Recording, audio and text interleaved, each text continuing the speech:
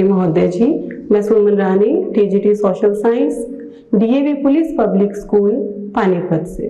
Sir, मेरा आपसे प्रश्न है कि नई शिक्षा नीति छात्रों को उनके कौशल को विकसित करने में नए अवसर कैसे प्रदान करेगी? धन्यवाद महोदय। धन्यवाद मैम। मान्यवर, पूर्व के स्कॉटलैंड नाम से प्रसिद्ध मेघालय के ईस्ट खासी हिल्स की कक्षा 9वीं की छात्रा शीला वैष्णव भी आपसे इसी विषय पर प्रश्न पूछना चाहती है। शीला, कृपया अपना प्रश्न रखें। Good morning, sir. I'm Sheila Vaishnav of Jawahar Navodaya Vidyalay, Maflak, East Khasi Hills, Meghalaya, studying in class 9th. My question to Honorable Prime Minister is how provisions of National Education Policy will empower students' lives in particular and society in general and pave way for Naya Bharat. Thank you, sir. Thank you Sheela. श्रद्धेय प्रधानमंत्री जी, नई शिक्षा नीति को ध्यान में रखते हुए इस तरह के कई और भी सवाल देश भर से प्राप्त हुए हैं, जिनमें विद्यार्थियों ने यह अभिव्यक्त किया है कि हमारी रुचि कुछ और होती है, हम विषय कोई और पढ़ रहे होते हैं। ऐसी स्थिति में क्या करें? कृपया मार्गदर्शन कर कृतार्थ करें। जरा गंभीर प्रकार का सवाल पूछा है और इतने कम समय में उसका पूरा विस्तार से जवाब देना भी कठिन है।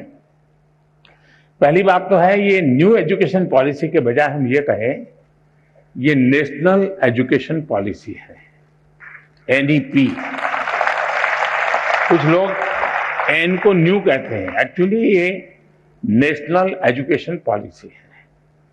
और मुझे अच्छा लगा कि आपने पूछा, शायद दुनिया में शिक्षा की नीति निर्धारण में इतने लोगों का इन्वॉल्वमेंट हुआ होगा, इतने स्तर पर हुआ होगा, ये अपने आप में शायद एक बहुत बड़ा वर्ल्ड रिकॉर्ड है।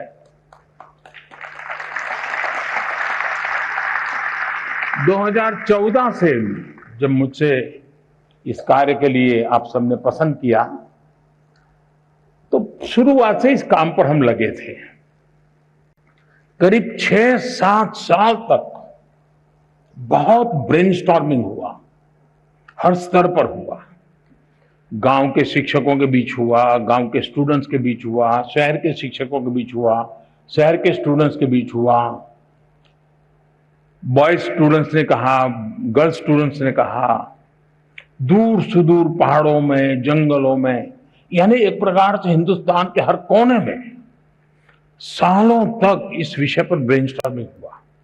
उस सब के जिस तैयार किए गए और देश के बहुत ही अच्छे विद्वान, और वो भी आज के युग को ध्यान में रखते हुए जो लोग साइंस और टेक्नोलॉजी से जुड़े हुए थे, ऐसे लोगों के नेतृत्व में इसकी विशद चर्चाएं हुई। उसमें से एक ड्राफ्ट तैयार हुआ। उस ड्राफ्ट को फिर लोगों के बीच में भेजा गया और 15-20 लाख इनपुट्स आए। यानी इतना बड़ा एक्सरसाइज, इतनी व्यापक एक्सरसाइज, उसके बाद एजुकेशन पॉलिसी आई है। और ये एजुकेशन पॉलिसी को मैंने देखा है कि पॉलिटिकल पार्टी, सरकार कुछ भी करें तो कहीं न कहीं से तो विरोध का स्वर, कुछ न कुछ तो हर कोई मौका ढूंढता रहता है। लेकिन अब मेरे लिए खुशी की बात है कि नेशनल एजुकेशन पॉलिसी का हिंदुस्तान के हर तबके में पुरजोश स्वागत हुआ है। और इसलिए इस काम को करने वाले सब अभिनंदन के अधिकारी, लाखों लोग हैं जिन्होंने इसको बनाया है। ये सरकार ने नहीं बनाया है, देश के नागरिकों ने बनाया है, देश के विद्यार्थियों ने बनाया है, देश के टीचर्स ने बनाया है और देश के भविष्य के लिए बनाया है।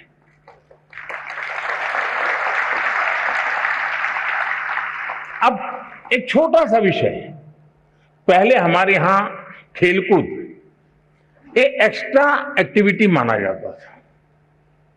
आपको जो 5वीं, 6ठी, 7वीं में पढ़े होंगे उनको पता होगा। अब इस नेशनल एजुकेशन पॉलिसी में वो शिक्षा का हिस्सा बना दिया गया है।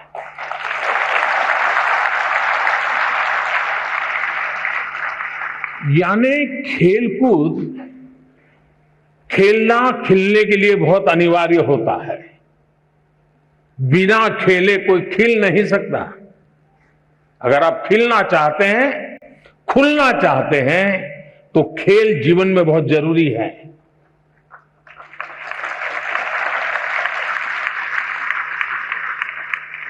टीम स्पिरिट आता है, साहस आता है,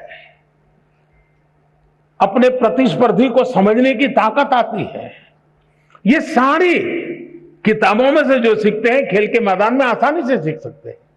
लेकिन वह पहले हमारी शिक्षा व्यवस्था से बाहर था, एक्स्ट्रा एक्टिविटी था, उसको प्रतिष्ठा दी। अब आप देखते हैं कि परिवर्तन आने वाला है और इन दिनों खेलकूद में जो रुचि बढ़ रही है तो उसको एक प्रतिष्ठा मिली है। फर्क, मैं एक ऐसी चीज बता रहा हूं जो आपको ध्यान में आए। कहने के लिए तो मेरे पास बहुत सारी चीजें हैं। उसी प्रकार से क्या हम 20वीं सदी की नीतियों को लेकर के 21वीं सदी का निर्माण कर सकते हैं क्या? मैं आप लोगों से पूछता हूं। 20वीं सदी की सोच, 20वीं सदी की व्यवस्था, 20वीं सदी की नीति, इससे 21वीं सदी में आगे बढ़ सकते हैं क्या? जरा जोर से बताइए ना। नहीं बढ़ सकते ना। तो हमें 21वीं सदी के अनुकूल अपनी सारी व्यवस्थाओं को, सारी नीतियों को ढालना चाहिए कि नहीं ढालना चाहिए? अगर हम अपने आप को इवॉल्व नहीं करेंगे तो हम ठहर जाएंगे, और ठहर जाएंगे ऐसा नहीं, हम पिछड़ जाएंगे। और इसलिए भी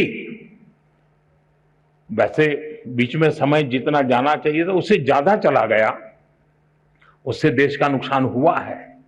लेकिन अब जब हम पहुंच चुके हैं, अब जैसे आज हम देखते हैं कि कभी कभार मां बाप की इच्छा के कारण, रिसोर्सेज के कारण, नजदीक में व्यवस्था के कारण हम अपनी इच्छा के शिक्षा के लिए आगे नहीं बढ़ पाते हैं,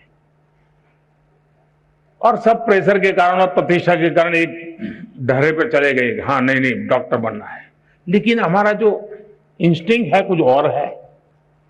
मुझे वाइल्ड लाइफ में इंटरेस्ट है, मुझे पेंटिंग में इंटरेस्ट है, मुझे टेक्नोलॉजी में इंटरेस्ट है, मुझे साइंस में इंटरेस्ट है, मुझे रिसर्च में इंटरेस्ट। अब कारणों से मैं मेडिकल में तो चला गया, पहले तो गए हैं, तो फिर इस पाइपलाइन में यहां घुसे आप तो आपको वहां ही निकलना पड़ेगा दूसरे छोर पे। अब हमने कह दिया ऐसा जरूरी नहीं है कि आप प्रवेश कर लिया, लेकिन 1 साल 2 साल के बाद लगा कि नहीं नहीं मेरा रास्ता ये नहीं है, मेरा तो मिजाज वो है, मैं वहां जाना चाहता हूं। तो अब नेशनल एजुकेशन पॉलिसी आपको नए रास्ते पर जाने का अवसर देती है, सम्मान के साथ अवसर देती है।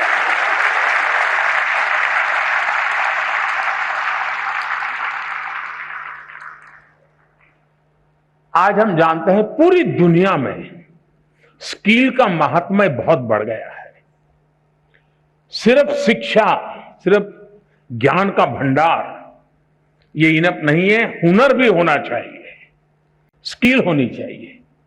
अब इसको हमने सिलेबस का हिस्सा बनाया है ताकि उसका पूर्ण विकास के लिए उसको खुद को अवसर मिल जाए। आज खुशी हुई, मैं अभी एक प्रदर्शनी देख के आया।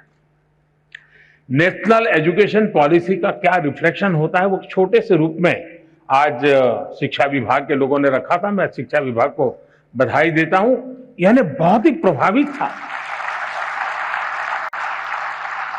आनंद आता था कि हमारे 8वीं 10वीं कक्षा के बच्चे 3D प्रिंटर बना रहे हैं। आनंद आ रहा है कि हमारे 8वीं 10वीं कक्षा के बच्चे वैदिक मैथमेटिक्स का ऐप चला रहे हैं और दुनिया भर के स्टूडेंट उनसे सीख रहे हैं। नंदिता और निवेदिता 2 बहनें में जो मिली, मैं बहुत ही सरप्राइज था। हमारे यहां तो इन चीजों को बुरा माना जाने वाला एक वर्ग होता है, लेकिन उन्होंने दुनिया भर में अपने स्टूडेंट खोज लिए।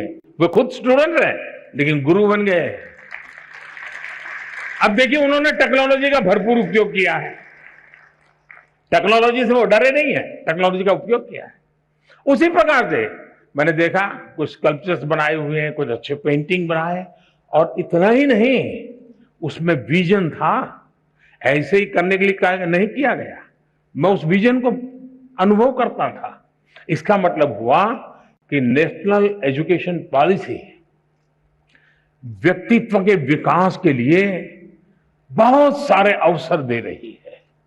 और इस अर्थ में मैं कहूंगा कि हम जितनी बारीकी से नेशनल एजुकेशन पॉलिसी को समझेंगे और प्रत्यक्ष में उसको धरती पर उतारेंगे, आप देखिए मल्टीपल बेनिफिट्स आपके सामने होंगे। तो मेरी देश भर के टीचर्स को, देश भर के शिक्षाविदों से, देश भर के स्कूल से मेरा आग्रह है कि आप इसकी बारीकियों को जमीन पर उतारने के नए नए तरीके डेवलप कीजिए, और जितने ज्यादा तरीके होंगे उतने ही ज्यादा अवसर प्राप्त होंगे। मेरी शुभकामनाएं हैं।